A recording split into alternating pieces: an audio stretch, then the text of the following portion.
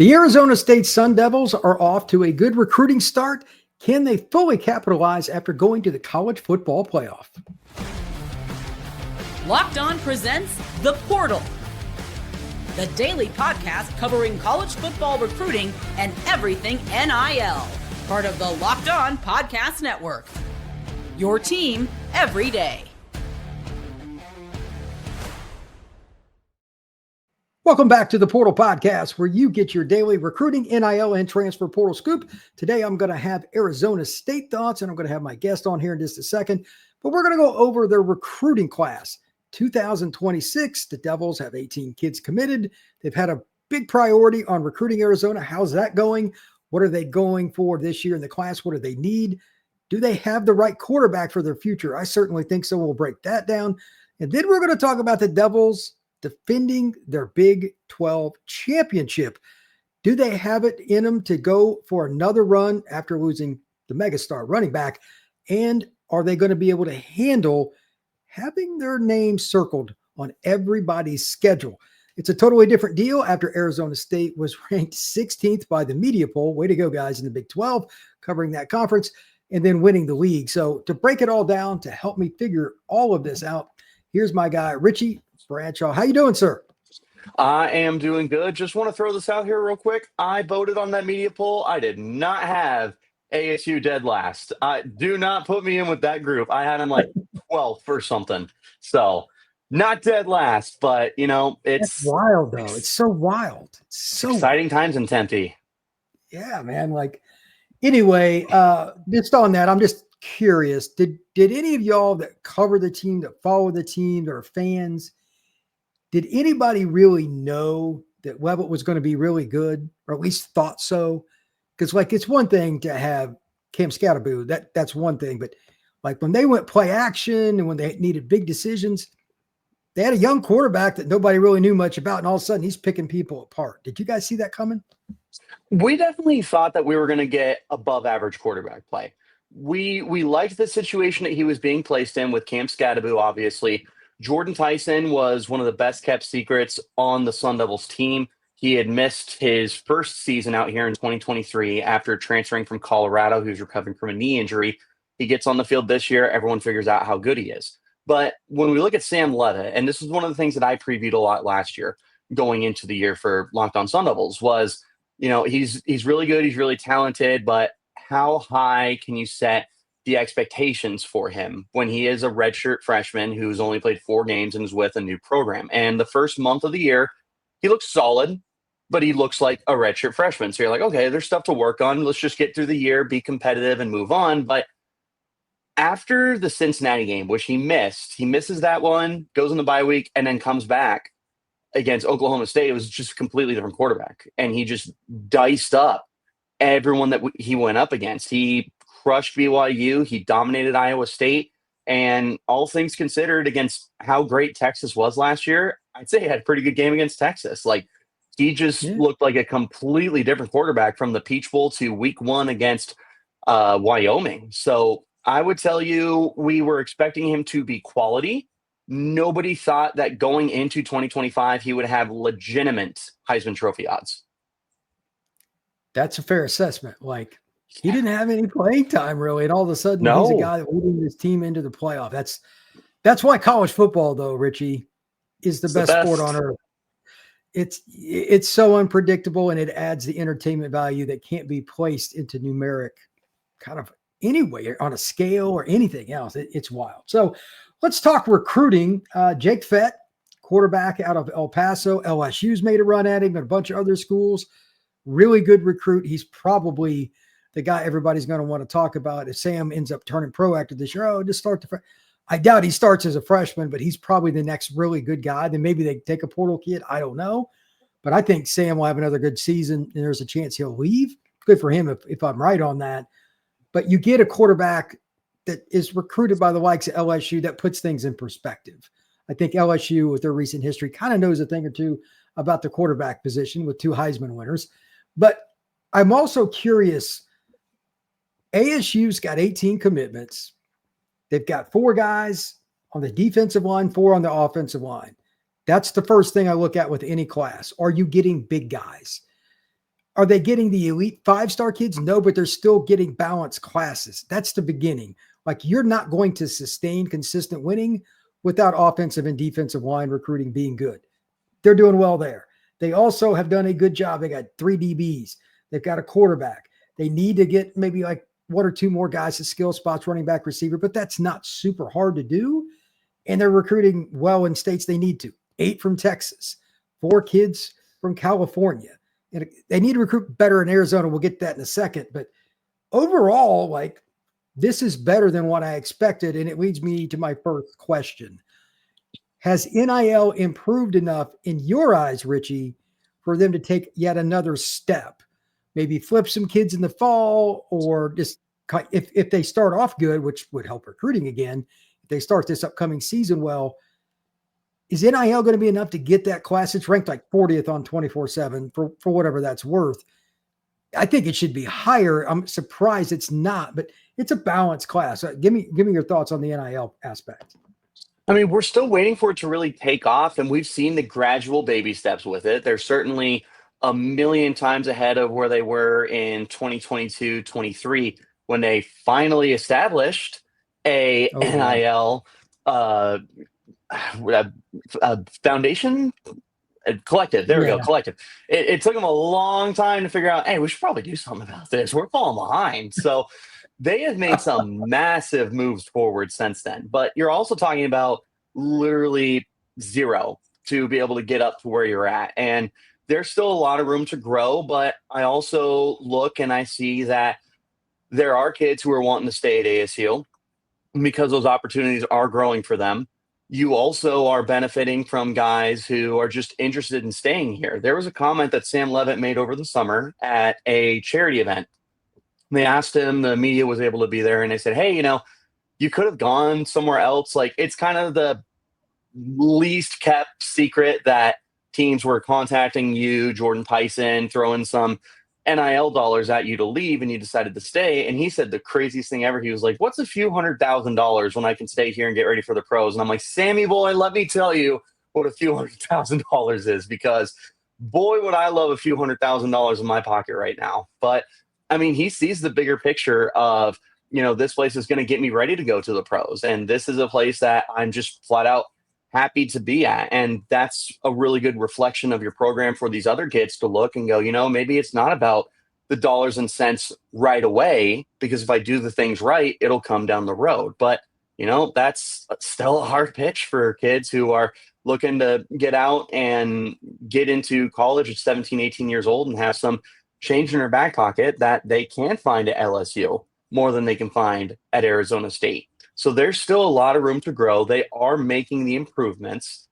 We still have not seen it take that drastic step forward. Like, I understand Texas Tech has oil money, which is one of the reasons why they were able to explode the way they did. But it also turns out that when you just get your boosters to buy into your program very literally, that you can just take off the way they have, because Texas Tech has shot themselves up way up the board because they had the investors throw the money in. So we're waiting for ASU to find those investors, and they're out there. Believe me, they're out there. We have some big, deep pockets out here in the Valley. So it's just a matter of getting them to want to commit to the financial side of things. But you're in the right direction. It's just, when is it going to really take off? I'm not sure, but I know it should be able to. The house settlement should be able to help you keep up a little bit better, at least until further notice. Yeah, that's kind of where I'm at as well. When we come back, we're going to discuss in-state recruiting. We're going to talk about what's next with recruiting, and then we're going to transition into the 25 season.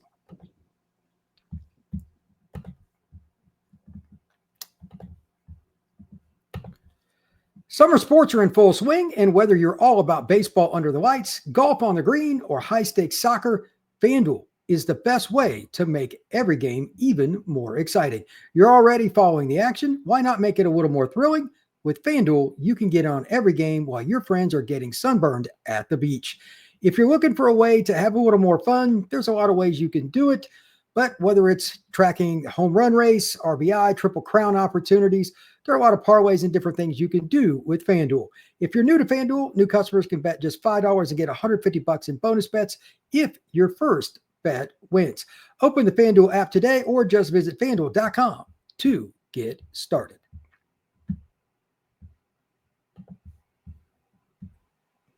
Thank you once again for making the Portal Podcast your first listen or Locked On Sun Devils. I'm Brian Smith. This is my guest, Richie Bradshaw. We both enjoy having you here. Thank you once again. Please like and subscribe to both of our shows. Let's talk about the one thing that surprised me so far about ASU's recruiting. And I know, Richie, it surprised you. They've got 2 kids committed in state. They have not hit like the big guys on the inside of the state. Any thoughts about why that? I was really surprised when I went through the list a little bit ago. I'm like, how is that possible after they went to the playoff? Like, that is absolutely befuddling to me. Any thoughts? The only thing I can really get to is you're still just repairing that image, because if you look 10 years ago at ASU recruiting, if you were an in-state kid, ASU was like number one cream of the crop that these kids wanted to play at. I mean, they were landing some of the highest rated recruits in the state of that decade, like DJ Foster, who's a legendary player at the university, stayed home. Chase Lucas, same thing. He decides to stay home. Like, they were keeping these guys, but towards the end of the Todd Graham era, he started putting a much bigger emphasis on out-of-state recruiting, and particularly in Texas. Now, Kenny Dillingham's doing that, but he's also making sure that he's making the kids that are at home in his backyard know they're wanted. Todd Graham really started putting the emphasis on, we want the Texas kids. And then when Antonio Pierce and Herm Edwards get in, Pierce, of course, being your recruiting head of all of that, they go from Texas to Southern California and they start recruiting that area. And that really alienated the kids in the backyard, who are now like, well, you know, hold on a second. We used to be like the priority here. Like, you guys wanted to keep us home. Like, Alabama and Auburn want to keep their kids in state. Florida State, Miami want to keep their kids in state. Georgia wants to keep their kids in state. How come you guys are so interested in the places around us? And Arizona is a hotbed for recruiting. It is not like they are outside of the top 25 states. Like, they are, Brian, you know more than me. I think it's pretty fair to say that Arizona's top 10 in the country for some of the best high school recruits for football, at least. I don't know. I certainly feel like there's a lot of talented kids, but I won't forget when Herm Edwards, when Brock Purdy took the 49ers to the Super Bowl, he was like, oh yeah, I recruited him. He didn't want to come here, blah, blah, blah. And Brock's like, dude, you made me call me once. Like, it's like that's what we're talking about. Like, that kind of high profile player you didn't care about until they got to be what they are now, with a high paid quarterback and everything. So I think Kenny Dillingham and his crew are still repairing the image that has been tarnished because of the end of the Todd Graham era and the majority of the Herm Edwards era. I'm glad they were still able to get great football players in the meantime, but it hasn't worked out. And now Kenny Dillingham is paying the price for it. But they do have some ideas for how to reconstruct that image. We're just going to have to wait and see. But I mean, I'm with you. We're going into the end of Dilly's fourth recruiting cycle, if we want to count 2023, because he had to do that at the last second. But I mean, 2026, that's your fourth cycle, and we still are not seeing these hometown kids stay. The best they had was Ryland Dillard Allen, and he was committed for less than a month because they had that policy of, hey, when you commit, you don't take other visits. And he was like, I'm going to do what I want, and I'm going to go to Washington, and then I'm going to commit. And we're like, okay. So I don't know. I'm just waiting for these kids to stay home. But I really do feel like a lot of this is paying for the sins of your past that are not even yours. There's part of that. A lot of times kids, they grow an allegiance to a school when they're 10, 11, 12, 13 years old, and then they follow them. That's why, like Alabama, there were kids talking about the 2015 to 2018 and all through that in the last few years, because they were kids just getting ready to go in to like junior high and stuff, watching them on It's the First Remembrance. So the current staff is winning off of that too, to a certain degree. That's how this works. 6 years from now, this season we just had will probably help ASU quite a bit because it was their first playoff run. Some of the younger kids are going to remember that, but we're not to that point yet. So they got to find a way to manufacture it. And again, for the record, they got 8 kids from Texas.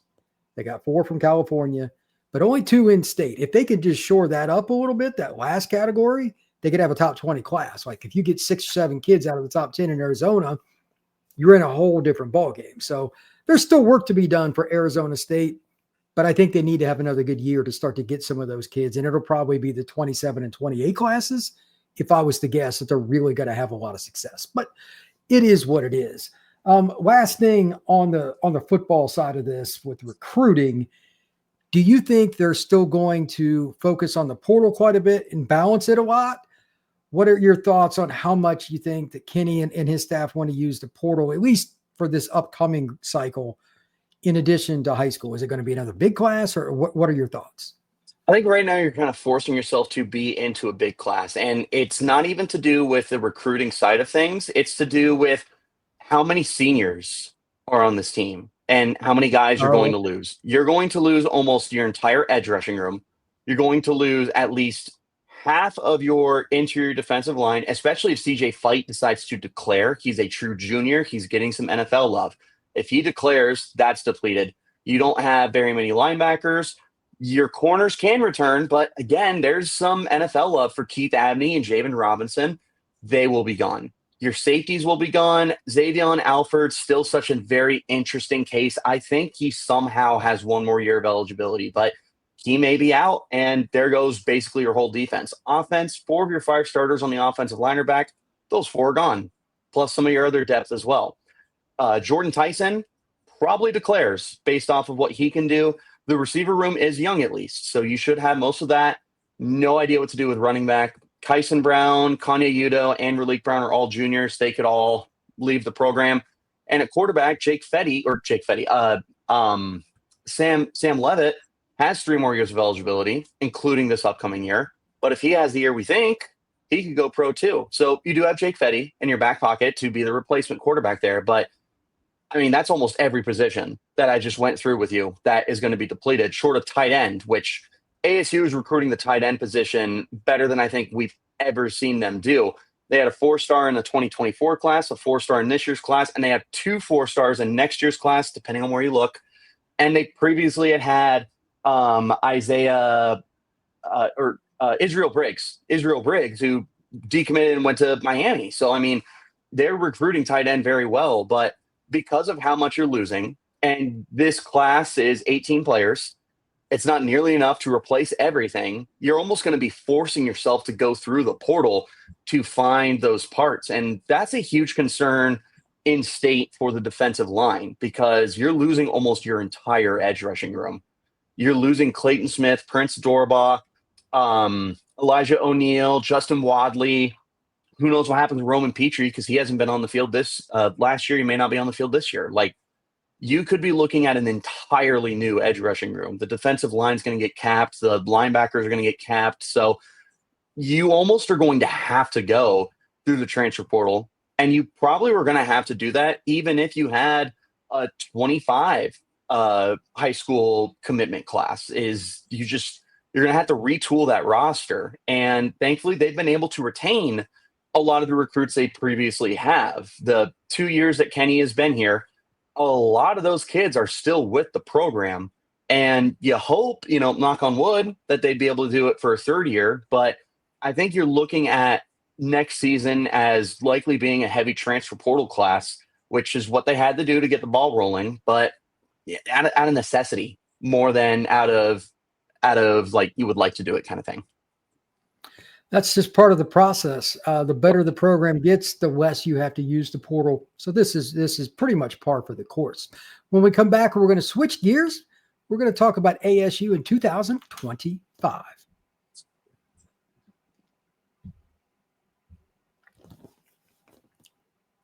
Can the Arizona State Sun Devils make a run for a 2nd consecutive Big 12 title?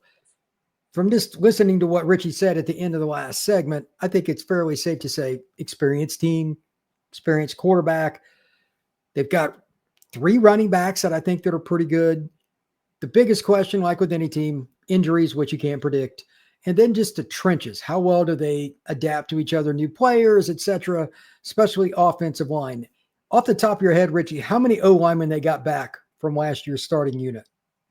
Well, you have 4 of your 5 starters, and you did lose Lee Okay. Fotanu at center, and Fotanu was an all-conference player, but the guard that they have, left guard Ben Coleman, is moving inside to center. First of all, they like the move. Second of all, there's whispers that the NFL, who is watching him, wants him to move to center. So this is going to be a big year for him, not just for the team success, but potentially his future success as well. So, but you've got your starting tackles back, you've got your right guard back, and Coleman's moving to center. They bring in Jameto Abigbo from Texas State, who had been a solid starter for them. He will plug in to the left guard position. And they got some younger guys and some veteran guys as well. The offensive line, I'm not overly concerned with, which is funny because a lot of people would have told you the offensive line was a massive concern because of the way they got beat up against Texas, to which I would say, first of all, it's Texas. There's not a lot of offensive lines that were stacking up with Colin Simmons and Ethan Burke and Alfred Collins and Trey Moore and Anthony Hill and everyone else they had on that defense. Like, there's just not a lot of groups. Even Ohio State got pushed around a little bit. But second of all, they played a lot better in the Peach Bowl than they did in week 1. What a concept, right? But they have that continuity this year. I think the offensive line should be one of the bigger strengths for the team for continuity purposes. And I just think that there's some really good football players on that offensive line. Well, I think that's the key because Dillingham wants to play downhill, run play action, and I'm sure they'll do RPO and other things to get Tyson the ball. But if they're able to run the football and establish the run, you keep your defense off the field. They're probably not, like you were just talking about, like, is Arizona State as deep as Texas? No. You have to find a way to keep your guys fresh, and running the football is always the easiest way. You chew up the clock, your defense sucks air on the sidelines. That's not a new theory, but that also fits what Dillingham likes to do. Last year proved it. And they were really good because everybody knew they wanted to run in the ball. Even when Cam was out of the lineup, their backup was good too. So they've got a good group of running backs. I expect them to pound the football. My question for you is not offense. I think they'll be dynamic offensively. On defense, who's going to be the guy that is the tone setter in the front seven? Do they have like a guy the other team has to scheme against, or is it going to be more by committee? The problem with what you have on this defense right now is there's a lot of solid players. There's a lot of above average players. If I look in the front seven, I see above average players. I don't see we got a game plan against this guy because ASU scraped 20 sacks together last year. Their leader was 4.5 sacks with Clayton Smith. And Clayton Smith is a very good football player, but you have got to get guys that can sack the quarterback. And that to me is without question the biggest question mark that ASU has going into this year. And they return a lot of their pass rush from last year that just wasn't able to dial it up. Maybe that just improves this year with some health and a little more consistency. But I mean, right now in that front seven, there's not really a guy as far as like pass rushing goes you have to stop. I would tell you linebacker Keyshawn Elliott, who was also all conference last year, is very, very good. And he's a downhill linebacker. He loves to hit. He loves to play the run.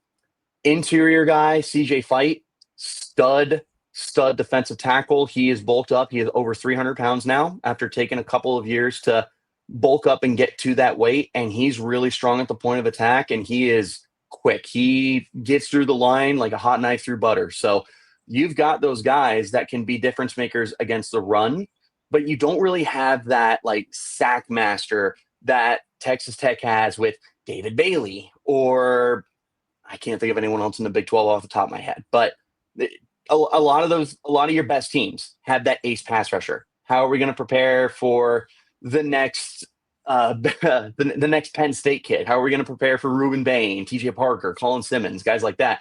ASU doesn't have that guy, but they do have plenty of above average players, and they're certainly terrific against a run as a unit. That's the key. If teams find that special pass rusher, you have to change your line calls, you change your block. It's a pain to deal with that guy. That's why, like, Colin Simmons might be the most important guy for Texas this year, even more than Arch Manning. Like, yeah, no, I mean, this just in, Sark can coach quarterbacks. If they just had an above average guy, they'd still be fine, but you can't replace Colin Simmons. The value for a guy like that is just exponential. If ASU finds that guy, though, to me, it sounds like they should be conservatively a top 4 team in the Big 12. I don't know who, like the league is really hard to grade. The kid at Baylor, I really like him. The guy, the quarterback, he's a really good player. Kid at TCU, yeah, Sawyer, he's good. Kid at TCU threw him for almost 4,000 yards last year. Iowa State, they've got a quarterback. Kansas State's got a quarterback. Colorado even brought in a kid to run pass. Like everybody's got a quarterback pretty much. Yes. It's going to be a wild league. Besides ASU, give me 2 or 3 teams that you like to have a really good chance going into the final weekend to maybe make the Big 12 tie. I'm assuming ASU's on your list. Who would be the other 3? Yeah, and I mean, I can sit here until I'm blue in the face and tell you how biased I am with ASU and that they will repeat, but I can also sit here and tell you that they brought back the vast majority of the team that was good last year, the second most production in the nation behind Clemson. They should be the definitive favorites. Like, I can tell you that as a fan, and I can tell you that as an analyst, but there is a lot of good competition. And the first one that pops into my mind, Texas Tech, because they loaded up that team, but they also bring back Baron Morton. They are bringing back a lot of that wide receiver room, but I mean, the trenches, both sides of the football. I said David Bailey, but that doesn't even mention Lee Hunter or the guys they got on the offensive line. They killed the trenches. So Texas Tech is one of them. Kansas State is going to be in it every year. And they've got Avery Johnson again at quarterback, and Chris Kleinman is still there. Dylan Edwards is someone they're excited about at running back. And then a team back in like January, February, when I made my way too early predictions, I said ASU would play Baylor in the Big 12 championship game. And at the time, I had a lot of raised eyebrows, and rightfully so. But as I've gotten further in, I'm like, I don't feel as bad about that. Now, I am going back and forth between Texas Tech and K-State. It's a three-headed race. I can't think off the top of my head, but it's a really good Baylor team, and they're gonna put up points. They have got a lot of weapons on that offense. So if Dave Aranda can pick up the pace from where they ended last season going into this year, they're going to come out hot, and that's ASU's first Big 12 game of the year in Waco. That could be a preview of your Big 12 championship game in their first play of Big 12 conference action of the year. So those are my 3 teams: Texas Tech, K-State, Baylor. You can switch them in whatever you want, because I think I wake up every day and it's a different team that I think is going to play ASU. But it's one of those 3. I get it. Like, you could make an argument for Utah, for Colorado, for a lot of different schools because they all have quarterbacks. And then you're trying to figure out, well, which team's transfer portal class is going to gel with the rest of the team. And that's just a guessing game. Like, that stuff is hard, man. It's really hard. I study this every day. It doesn't make it any easier because chemistry is something that's not tangible. It's just that rough. So I don't know which one it's going to be. I assume with having Leavitt gives ASU an advantage that other schools don't, because he's been in a playoff game now. Like, that's something you can't teach. Having that stage thrown at you, having the media, having all the scrutiny, and he played pretty well in that game against Texas. That gives me some hope for him that he's one of those guys that didn't wilt in the moment. He's still going to get better like year 2 within the system and really being the guy. I mean, I know they don't have Cam in the backfield, but the running back room's really good. He might be more efficient. I don't know if the yards will go up or down. It depends on circumstance, but I think he's one of the most clutch quarterbacks in the league. So barring injury, I think you're right. They should be in the title game. I mean, defense withstand, like, that's the only thing you got. Like, if they can't rush the passer at the end of the year, that could bite them. Don't get me wrong, but that's the one thing. It's the glaring obvious answer. So that's the low-hanging fruit. But other than that, this team's in a pretty good spot. So I think the secondary is elite. Oh, really? The secondary is elite. Yes. Xavion Alford is a next level player. If you're looking for a guy to game plan against, it may not be in the front 7. It is Xavier Alford at safety. Okay. Miles Rouser, the safety right next to him, is also really good. Javen Robinson and Keith Abney, your starting corners. Corner 1A, corner 1B, and they are really good. So you're hoping, and in a worst case scenario, you get the coverage stacks because the secondary is phenomenal. That's where you'll be able to make up for it. You're going to have a really difficult time throwing on him this year. Well, that makes a difference too, because then you can really thwart those late game rallies if you're leading. Every now and then you're going to have to rely on your defense. You know, it can't just be Sam. So that's important. All right, Richie, tell everybody where they can find your work, my friend. Well, you can always follow me on Twitter at RichieBrads36. That's Brads with a Z. The podcast is there at LO_Sun Devils. We are posting our content everywhere you get your podcasts, Locked on Sun Devils, if you're looking for your guy to keep you up to date with everything. And I got some Big 12 stuff that's around the corner now that we are nearing the season. So now's a little bit of time for everyone. If you want to come roast me and toast me as a Baylor fan or a TCU fan or a Houston fan, come on down. We always talk ball. All right, brother. I appreciate you coming on the show today. You can find the Portal Podcast wherever you get your pods, on Podbean, Apple, Spotify, YouTube, and everywhere else. We will see you again soon.